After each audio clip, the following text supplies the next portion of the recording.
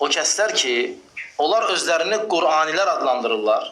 Yəni biz ancaq Qur'ana tabi oluruq, Qur'andan başqa heç nə götürmürük. Birinci, bu ad batildir və ad onların özlərinə ziddir. Əsl Qur'anilər bizik. Çünki Qur'ana tabiçilik, Peyğəmbərə tabiçilikdən danışır. Atiullah və atiur Rasul. Allaha və onun Rasuluna tabi olmaq, onun kitabına, Rasuluna tabi olmaq, onun sünnətinə tabi olmaqdır. Əgər biri desə ki, yox, Allaha tabi olun və Rasuluna, yəni yenə Allaha tabi olun. Kitaba, yəni Allah Rasulü sallallahu aleyhi və səlləmə nazil olmuş kitaba izaha ehtiyac yoxdur. Hər kəs necə istəyir başa düşsün. Ona görə ərəb dili alimləri icma ediblər ki, yəni lüğət alimləri icma ediblər ki, vav bu ayrıcıdır. Yəni əgər bunlar deyirlərsə Allah və Rasuluna, kitaba və hikmətə eyni şeydirsə, onda kitaba və kitaba tabi olun. Yəni Qur'an-ı Kərimdə belə bir üslub yoxdur. Həmçinin ərəb dili lüğətində belə üslub yoxdur. Kitaba və kitaba tabi olun. Yəni Qur'an-ı Kərimdə belə bir üslub yoxdur. Gördünüz nə dedi? Dedi Qur'an-ı Kərimdə belə bir üslub yoxdur. Yəni hamısı icma elibdir ki, vav orada təmyizdir. Yaxşı ki, bir dənə icma etdiyini dedi, amma təəssüf ki, burada da yalan danışır. Adı nədir bu qardaşın? Qardaş da deyirəm, bizim müsəlman qardaşlar bağışlasın, onlardan üzr istəyirəm, bundan yox. Söz gəlimi qardaş deyirəm, amma təbii ki, o qardaş deyil, o düşməndir. Din düşmənidir, Allah düşmənidir, Allah adından aldadandır. Amma bizim ondan şəxsindən bir düşmənçiliyimiz yoxdur. Düşmən deyəndə də bunu şəxsi algılamasın. Yəni düşüncəsi ilə düşmənəm, ideologiyası ilə düşmənəm. Mənsur Cəlil, yəni ki Cəlilovdur familiyası. Mənsur deyə bir ad götürüb. Baxın, adam dedi ki, birinci Quranilər. Sonra dedi ki, bu ad batildir. Sonra dedi, əsl Quranı bizik. Yəni hədis və sünnə ilə gedənlər. Batildir, Qurani batildir. Bu ad batildir deyir. Sonra da deyir ki, əsl Quranilər bizdərik. Yəni əsl batil olanlar bizdərik. Məntiq xətası. Düzəlt bunu. Bir. İkincisi dedi ki, Allaha və Rəsuluna itaət. Nisa 59-u gətirdi. Yəni Allaha və Allaha itaət, yəni məntiqsizdir dedi. Üçüncü dedi ki, lüğət alimləri icma ediblər. Yalan deyir. Dördüncü isə dedi ki, hikmətə və kitaba, hikmət və kitab kəlməsi, hikmət oradan bunların nağılları olduğu iddiasını qoydu ortalığa, Rəsulun sünnəsi başlığında. Və dedi, kitaba və kitaba itaət, yəni deyə, kitaba və kitaba bu da batildir deyə fikir söylədi. Və bu üslub dedi, Quranda yoxdur. Yaxşı, yalan mı deyir, doğru mu deyir, gəlin baxaq inşallah.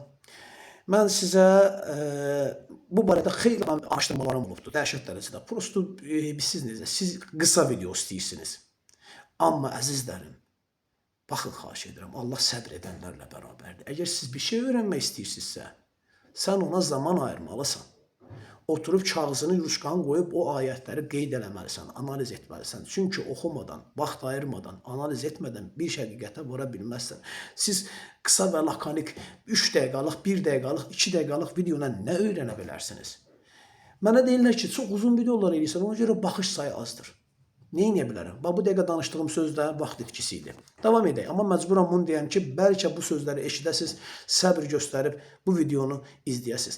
Mən burada hikmət və kitab deyə 2 dənə məqaləm var. Sadəcə birini oxuyacağım sizə. Vav hərfi haqqında məlumat verməliyəm. Çünki bu adam vav hərfinin haqqında yalan danışdı ki, icma ediblər. Vav təmyizdir deyir. Vavın ümumi olaraq 17 dənə mənası var.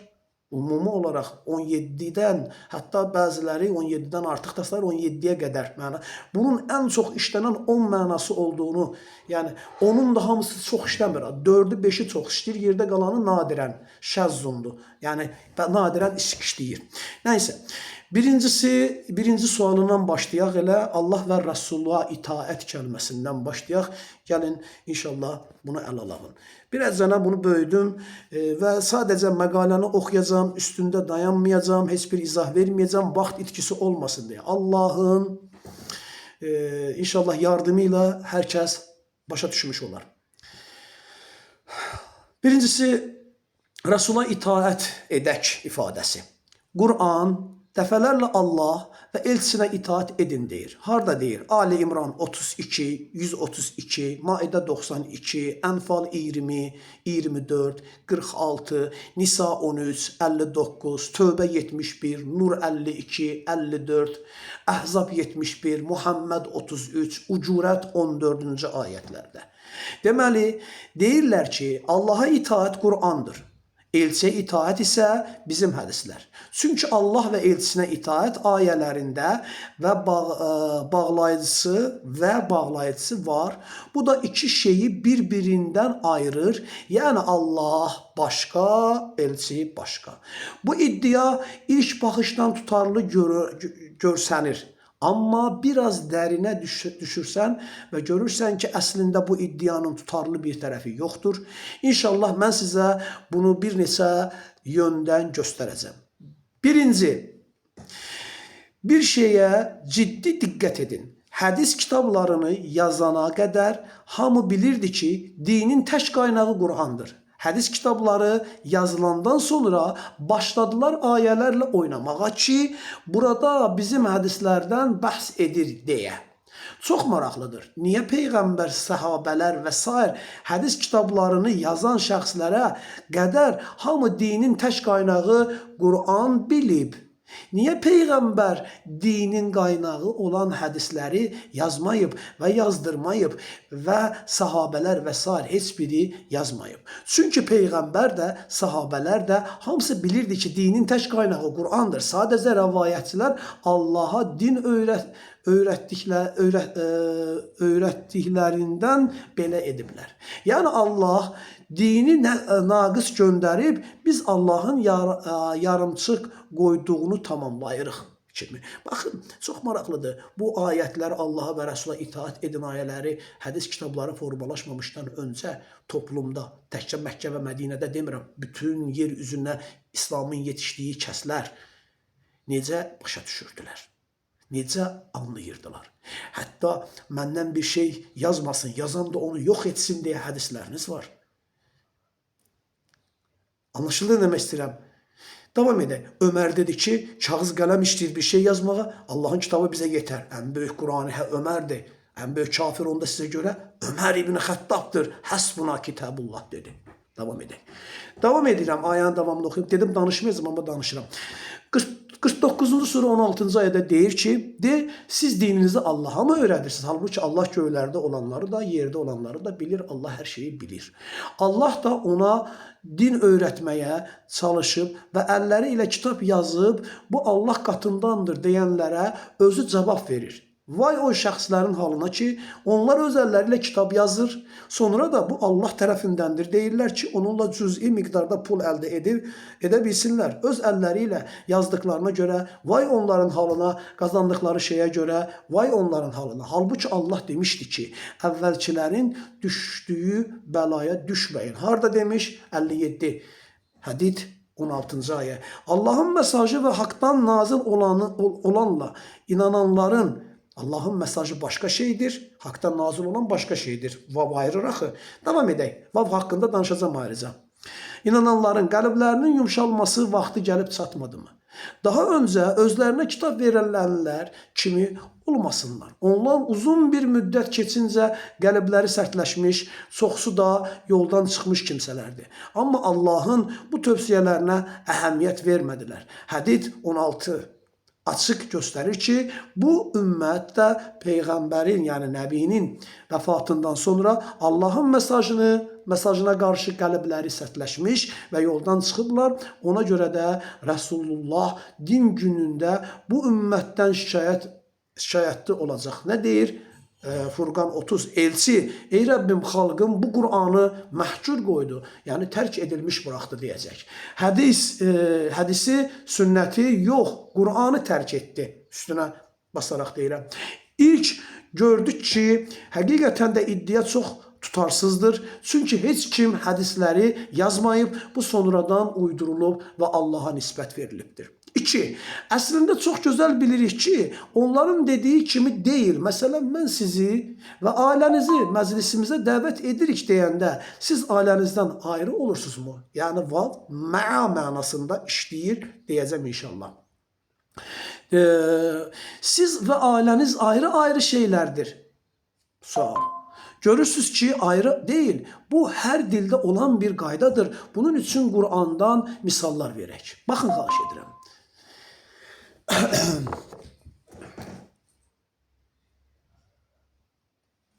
Aha. Bunu etməzsəniz, Allahın, yəni sələm, riba haqqında danışılır və orada bir tapşırıqlar var. Sonra deyir ki, əgər bunu etməzsəniz, Allahın və onun elçisinin sizə müharibə elan etdiyini bilin. Burada nə dedi? Allahın və onun Rəsulunun sizə müharibə elan etdiyini bilin. Allah və Rəsulunun. Tamamını oxumuram. Maide 33'e baxırıq. Görürük ki, Allaha və onun elçisinə yenə və gəldi. Qarşı müharibə edənlər. Böyle, orada Allah və Rəsulü müharibə elan edir. Burada isə Allah və Rəsuluna müharibə edilir. Baxırıq 33-cü ayə. Davam edirik 9-cu surə 107-ci ayədə. İfadə keçir ki, zərər vurmaq, inkar etmək, möminlərin arasına ayrılıq salmaq məqsədilə əvvəlcədən Allah və onun elçisinə, Rəsuluna qarşı müharibə edən kilsəni gözləmək üçün məscid tikənlər. Baxın, məscid tikir. Nəyə qarşı? Allah və onun elçisinə qarşı müharibə edən. Burada da yenə Allah və Rəsuluna müharibə. Bu 3 ayədən gördüyünüz kimi Allaha və onun elçisi ilə müharibə edənlərdən danışır. Allah və elçisinə qarşı necə müharibə edilir? Allah ilə başqa, elçi ilə başqa müharibə edilirmi? Və yaxud da Allah və elçisi müharibə edirsə, Allah başqa müharibə aparır, elçisi də başqa mı müharibə aparır? Başqa bir misal. Nisa surəsi 100-cü ayə. Kim Allah üçün hicrət edərsə, yeryüzündə çoxlu sığınacaq və bolluk tapar. Kim Allaha və onun elçisinə tərəf hicrət edərək evindən çıxdıqdan sonra da ölüm onu haqlayarsa, onun mükafatını Allah verər. Allah bağışlayandır, rəhimlidir. Aha, Allaha və Rəsuluna. Baxaq, Allah və elçisinə tərəf necə hicrət edilir? Allah üçün başqa tərəfə, elçi üçün başqa tərəfə hicrət edilirmi? Necə anlayacaqsın? Vavlanı ayır, zəhmət olmasa buranı. Davam edək. Başqa misal. Nənfal 1. Səndən qənimətlər haqqında soruşurlar. Qənimətlər Allaha və elçisinə aiddir. Sual. Qənimətlər necə Allaha çatır? İndi Muhammed vəfat etmişdir. Salam olsun bütün nəbilərə və ona. Onda qənimətlər Muhammedə necə çatacaq? Və ümumi olaraq Allah və Rəsuluna ayrılan payı Ənfal surəsi 41-ci ayədə arxasınca kimlərə veriləcəyini deyir və onlara verilən o Ənfaldan verilən şey Allaha və Rəsuluna verilmiş kimi qəbul edilir. Davam edək. Başqa bir misal. Tövbə 1. Çox mühtəşəm bir ayətdir. Bu, Allah və onun elçisindən əhd bağladığınız şərik qoşanlara bir xəbərdarlıq, bir bəraət, bir uzaqlaşdırmadır, deyir ayə. Burada Allahdan başqa və elçidən başqa bir xəbərdarlıq var. Nətər eləyək? Bu bəraət, Allahın bəraəti Quranda gördük. Deyir dalınca. Rəsulun bəraəti harada olacaqdır o zaman? Yoxsa Allah ilə elçi bir yerdə məsləhətləşib xəbərdarlıq edirlərmi? Hansı daha doğru olar? Başqa bir misal. Əhzab 57. Şübhə yoxdur ki, Allah və onun elçisini incidənləri Allah həm bu dünyada, həm də ahirətdə kənarlaşdırmış, yəni rəhmətindən və onlara alçalıcı bir əzab hazırlamışdır. Allah və elçisini incitmək ayrı-ayrıdır. Sual. İkinci, yəni elçini incitmək, Allahı incitmək sayılmırmı? Allah başqa üzür, elçi başqa üzür incidilirmi? Ümumiyyətcə Allahı incitmək mümkündürmü? Düşünək. Başqa bir misal, 49, Hucurət 1. Ey inananlar!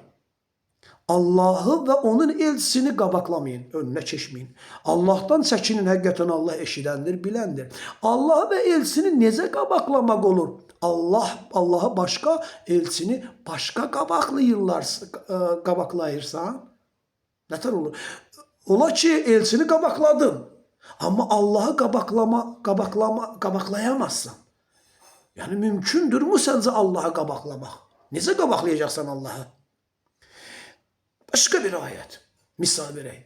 Tövbe 90. Ərəblərdən çöl Ərəb, üzürlü olduklarını iddia edenler, onlara icazə verilsin diye geldiler. Allah'a ve onun elçisine yalan danışanlar ise oturdular, pasif oldular, kuud ettiler. Onlardan inkarcı olanlara üzücü bir əzab üz verecektir. Burada Allah ve elçisine necə yalan danışmak olar? Eyni ayet müminler için de keçir. Bəqərə surəsinin ilk ayələrində onlar Allah'a ve müminləri aldadırlar mı? Ve bir halda ki onlar yalnız özlerini aldadırlar ama fərqində deyirlər. Şuur etmə Allah'ı ve müminləri. Allah'a ayrıca müminləri ayrıca aldadırlar. Devam edək, buranı diqqət edək. Deməli Allah ve elçisi necə yalan danışmaq olar? Allah'a başka, elçiyə başka yalan danışırlar mı? Ümumiyyətlə Allah'la danışmaq mümkündür ki, yalan danışmaq da mümkün olsun. Yoksa elçiyə yalan danışmaq elə Allah'a yalan danışmaqdır. Yani Allah'a danıştırmaq vəbşin mümkündür mü? Ve sair, Kur'an'da bu sayıda çoxlu misal var. Gördüğünüz kimi bunlar əslində ayrı-ayrı şeyler değil. Bu her dilde olan qaydadır.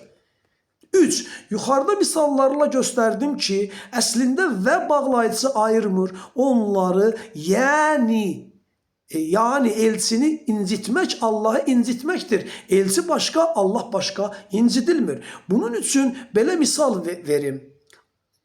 Nur suresi 48. Aralarında hüküm vermek için Allah'a ve onun elçisine yanına çağrıldıkları zaman onlardan bir dəstə üç çevirir. İndi siz bu ayəni götürüp elçinin aramızda hüküm vermesi hədisləridir diyeceksiniz, sual verirəm.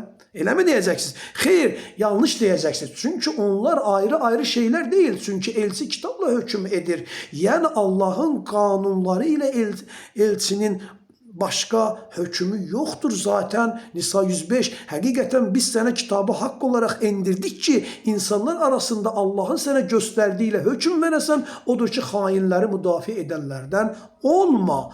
Öyleyse onların arasında Allah'ın indirdiğiyle hüküm ver. Maide 49.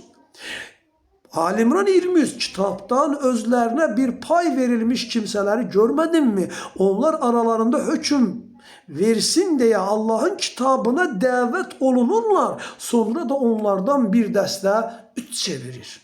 Demek ki bu üç çevirenler aralarında Allah'ın kitabıyla hüküm olunacaklar diye üç çevirirler. Yani Allah ve elçisi ayrı-ayrı şey değil.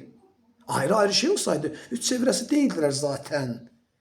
Dediğim gibi bu her dilde olan bir şeydi. Eləcə də Ərəb dilində də belə bir qayda var və Allah Kur'an'da bu üslubda ayələr nazil edib və bunu doğru anlamaq üçün diqqətli olmaq və yaxşı incələmək lazımdır. O zaman Allah və elçisinə itaat ayələrini necə anlamalıyıq sizcə? Cavab. Kur'an'da 50'den çox sifəti var. Kur'an'ın 50'den çox sifəti var. Və sifətlərindən biri də elçi sifətidir. Bunu da qeyd edeyim. Hamı bilir. Ama bunlar, bakın bu günler Resul'a itaat deyəndə, hədise götürəndə, hədis zaten kitap değil mi? Zaten siz hədis kitaplarına Resul adı vermiş olmursunuz mu? Resul'a itaat, kitaba itaat sayılmır mı? Ne tür olur sizin hədis kitaplarınız Resul hesap edilebilir? Kur'an-ı Kerim Resul hesap edilebilmir mi yani? Yani Muhammed Peygamber sağ olanda ondan soruşurdular ve o ayette değildiği kimi yalnız Allah'ın kitabıyla hüküm edirdi. Ve Muhammed Peygamber ölenden sonra bu elçilik keçdi Kur'an'a. Ona göre Kur'an'ın sıfatlerinden biri de elçidir. Dikkatle bakalım. Delillerimiz var. Ben sadece burada bir neçəsini gətirirəm. Başkasının çok var. Birçok yerde ispatı var. Yığmışam onun ayələrini. İsteyen olsa bir başka videomuzda yine de danışarıq. Çəkmişəm videolarda var yine. İsteyenler TikTok sayfamızda Həmən videoları tapıb izləyə bilərlər. Ali İmran 101. Sizə Allahın ayələri oxunduğu və onun elçisi sizinlə olduğu bir vaxt siz necə inkar edirsiniz? Burada təbii ki, ortada başqa bir söz var. Mən sözün axırı və əvvəlindəki ifadəni bir yerə gətirdim. Bir halda ki, deyir, kafirlər üzərində fəth istəyirdiniz. Sonra bu söz gəlir. Siz necə inkar edirsiniz? Kim Allaha möhkəm bağlanarsa, həqiqətən də doğru yola yönəlmiş olar. Ayələr bizə oxunur. Deməli, üzr istəyirəm. Burada Maidə surə 100 şeydir. Bu üzr istəyirəm, elə bildim Bəqərə 89-dur. Yox, Ali İmran 101-ci ayədir. Sizə Allahın ayələri oxunduğu və onun elçisi içinizdə, sizin aranızda olduğu bir vaxtda siz necə inkar edirsiniz? Kim Allaha möhkəm bağlanarsa, həqiqətən də doğru yola yönəlmiş olar. Ayələr bizə oxunur. Bəs Muhammed Peyğəmbər aramızdadırmı sualını qoyuram? Yox, vəfat etmiş, ölmüşdür. O zaman aramızda olan elçi kimdir? Bir də bu çox maraqlıdır. Peyğəmbərə ölmüşdür demək bunlara görə təhqir sayılır. Halbuki sən öləcəksən, onlar mı qalacaq? Sən də öləcəksən, onlar da öləcək deyir. Yəni nəysə. Baxın 53 Ali İmran. Ey Rəbbimiz, biz sənin endirdiyinə iman etdik və elçinin ardınca getdik. Biz də şahidlərlə bir yerdə yaz. Həvarilər deyir ki, endirdiyinə iman etdik və elçinin ardınca getdik. Demək ki, elçinin ardınca getmək kitaba imandır. Digər bir ayədə deyir. Baxın, xahiş edirəm. Önemli bir argumentdir. Ayələrə iman etdik və elçinin ardınca getdik. Tamam. 8-ci surə 20-ci ayə Ənfal. Ey inananlar, Allaha və onun elçisinə itaat edin. Eşitdiyiniz halda ondan, ənhuma demir. Ondan üç döndərməyin. Eşitdiyim bir şeydir. Ondan üz döndərmə. Bu ayədə isə deyir, Allah və onun elçisinə itaat edin. Eşitdiyiniz halda ondan üz döndərməyin. Diqqət edin, ondan deyir. O ikisindən, yəni ənhuma yox. Yəni bir dənə şeydən danışır, ənhu, ondan. Buradakı hu, o zəmiri Allaha qayıdır. Demək ki, Allah və elçisi ayrı-ayrı şey deyil, başqa ayədə deyir. Bəqərə 89, bax dediyim ayə buydu. Onlara Allah tərəfindən özlərində olanı təsdiqləyən bir kitab gəldikdə, ayənin davamı gedir, saxırda deyir ki, onu inkar etdilər. Tamam. Yəni o fəth istəyirdilər, amma o kitab gəldikdə onu inkar etdilər. Belə o Rəsul gəldikdə onun ki Allah tərəfindən özlərində olanı təsdiqləyən bir kitab gəldikdə deyir bu ayətdə. Kitab sözü keçir. Bəqərə 101-ə baxırıq. 89-101 eyni kəlmədir. Sadəcə fərq budur ki, 89-da kitab sözü keçib, qalan kəlmələr hamısı orijinal eyni şəkildədir. Hərəkəsinə kimi, nöqtəsinə kimi. Birində Rəsul sözü. Bəqərə 101. Onlara Allah tərəfindən özlərində olanı təsdiqləyən bir elçi gəldikdə Rəsulu mu inkar edir? Yox, kitab verilənlərdən bir dəstə güya bilmirmiş kimi Allahın Rəsulu demir. Allahın kitabına arxa çevirirlər. Aydın oldu yəqin nə demək istədiyim. Bu iki ayəyə diqqət edin. İkisi də eyni məzmunda ayədir. Allah birində kitab, birində elçi deyir. Və ayənin sonunda da kitabı üç çevirdikləri deyir. Niyə? İki eyni məzmunda olan ayədə birində kitab, birində elçi deyir. Çünki o elçi kitab idi. Yəni Quran özü elçidir. Hətta Allaha və Rəsula itaat et əmri Nəbinin özünə də vacibdir. Nəbi özü hansı Rəsula itaat edirdi ki? Bunu da düşünməyinizi istəyirəm. Çünki bütün Qurana nümunə göstərilən şəxs özü əməl etməlidir. Tamam mı? Bir də şəxs olaraq itaat tələb olunsaydı Allah şəxsin günahkar olduğu bildirilir. Yeryüzündəki nəfs sahiblərini cəzalandırmalı olsaydı bir dənəsini tərk eləməzdim deyir.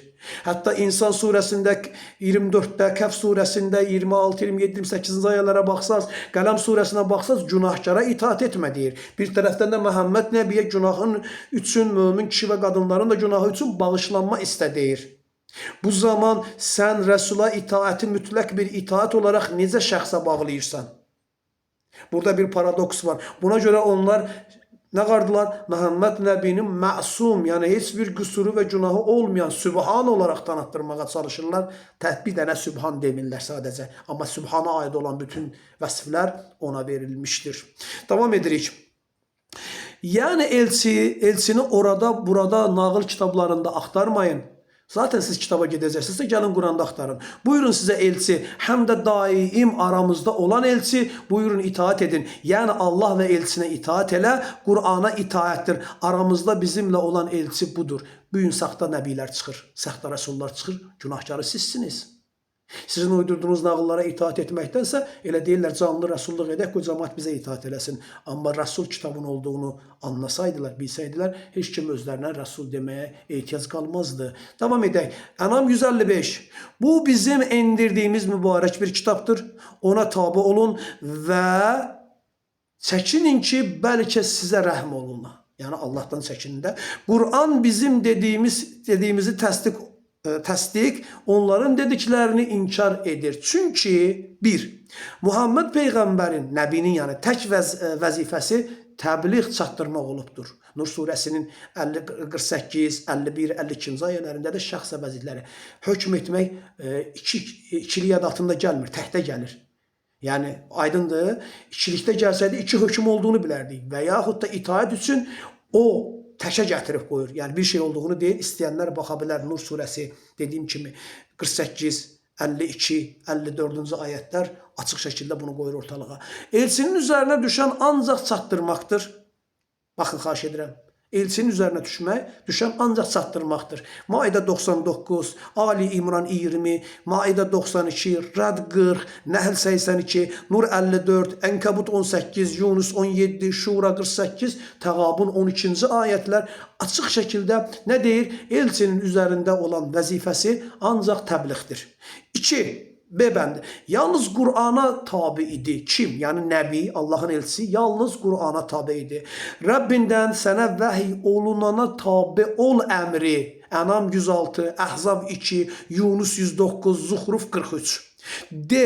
Mən yalnız mənə vəhiy olunana tabi oluram. Orada Rəbb əmirdir. Burada isə deyir sən onlara bildir. Yəni D. Nə deyir? Mən yalnız vəhiyə tabi oluram. Harada deyir? Ənam 50, 57, Əraf 203, Yunus 15, Əhqaf 9, Ənbiya 45. Üçüncü, bizi sadəcə Qur'an ilə xəbərdar edirdir Nəbi. Hansı ayədir? Ənbiya 45-dir. Mən sizi ancaq vəhiy ilə xəbərdar edirəm. Karlar xəbərdar edilsələr də çağırışı eşitməzlər. Ayənin sonu çox maraqlıdır. Karlar eşitməzlər bunu. Nəyi? Karlar yalnız Qur'anla xəbərdarlıq edəndə eşitmirlər. Digər bir ayədə deyir, Ənam 19. De bu Qur'an mənə vəhiy olundu ki, onunla sizi və onun çatacağı hər kəsi xəbərdar edim.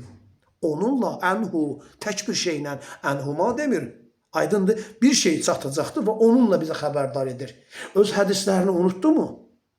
Niyə qoşmadı? Allah mı unutdu, Nəbi mi unutdu? Baxın, xahiş edirəm. Və yaxud da ki, bu kitabı Allah sizin üçün ətraflı təfsilatı ilə izah etdiyi halda mən ondan başqa, ənhu, ondan başqa həkəm mi axtarım? Hakim mi qəbul etməliyəm? Ənam 144, 114, üzr istəyirəm. Sizin üçün, demir mənim üçün. Bunlar deyir, Nəbiyə açıqlanıb, bizə yox. Allah deyir, sizin üçün təfsilat etdiyi halda hakim mi axtarmalıyam? Qur'anla xəbərdar edir bizi, başqa bir şeylə deyil, Baxın, biz sadəcə Qur'anla öğüt nəsihət verir. Bizə sadəcə Qur'anla. Harada? 50-ci surə. 45-ci ayə. Biz onların nə dediklərini yaxşı bilirik. Sən onları məcbur edən deyilsən. Sən mənim təhdidimdən qorxanlara Qur'anla öğüt nəsihət ver deyir. Sonra biz sadəcə Qur'andan sorğu sual olunacaq deyir. Zuhruf surəsi 43 və 44. Odur ki, sən özünə vəhiy olunana sarı, əslində sən sırat-ül müstəqimdəsən, doğru yoldasan. Doğrusu bu sənin üçün və sənin xalqın üçün bir zikirdir, xəbərdarlıqdır, öğüddür, xatırlamadır. Siz sorğu-suala tutulacaqsınız yəni. Qur'ana möhkəm sarılın, siz ondan sorğu-sual olunacaqsınız. Baxın, gördüyünüz kimi Allah və elçisinə itaat ayrı-ayrı şey deyil. Muhammed Peyğəmbərə sadəcə Qur'ana tabi idi. Ona görə də biz də onun ardıyca getmək üçün sadəcə Qur'ana tabi olaq. Ənam 19-da öz dili ilə deyib ki, sadəcə Qur'anla xəbərdar, munzirlik edir bizə. Başqa bir şey ilə deyil, sadəcə Qur'an, yalnız Qur'an, bütövlüklə Qur'an. Baxın, Nisa 174 ve 175. Ey insanlar, size Rabbinizden tutarlı delil geldi ve biz size aydın bir ışık, nur indirdik. Yani Kur'an. 175. Allah'a iman eden ve ondan möhkem yapışan, o ikisinden demir, ondan değil, möhkem yapışan şəxslər isə özünden bir rəhmətə ve lütfüne qovuşturacaq ve onları özüne tərəf hidayət edəcək, doğru yola yönəldəcəkdir. Sonunda nəticə Allah və elçisinə itaət edin, Kur'an və hədislərə itaət edin demək deyil, Allahın elçisinə verdiği Kur'ana itaət edin deməkdir. Bunu bura kadar yaqın ki her biriniz başa düştünüz. Bu videonun sualı videosu 1 dəqiqə neçə saniyəydi. Amma cavab bir dənə Allah və Rəsula itaat edin məsələsini başa salmaq üçün 30 dəqiqədir ki danışıram. Təbii ki bir neçə dəqiqəsini ona həsr etməklə, sualı səsləndirməklə. Bizim bundan sonraki ikinci sualının cevabı ile üçüncü sualının cevabını bundan sonraki videoda bir yerde ele almaya çalışacağım. Ama sizden bir xahişim var. Bu videonun davamını izleyin, bunu beğenin, paylaşın. Çünkü bu əziyyəti sizin üçün çəkirəm ki siz faydalanasınız. Yayın, insanlar eşitsin, insanlar dinləsin. Olmazsa param hisselere ayırın, bacarığınız varsa da bölüm paylaşın. Qoyun cəmaət faydalansın Allah'a ve Resul'a itaatin ne olduğunu. İnşallah bundan sonraki videomuzda vav harfinin mənaları ve həqiqətən də alimlər icma edib etməyib o suala cavab verəcəyik və sonda kitab və hikmət ne deməkdir? Onu da inşallah bir məqalə üzerinden, yani yukarıdaki ikinci məqaləmimiz olan hikmət ve kitap məqaləsi üzerinden əl alacağıq. Salam olsun hidayete tabi olanlara, salam olsun əmin-amanlıq içində Allah'a qulluq edənlərə. Barış, sülh üzərinizdə olsun inşallah. Əminlikdə olun. Əsənliklə qalın.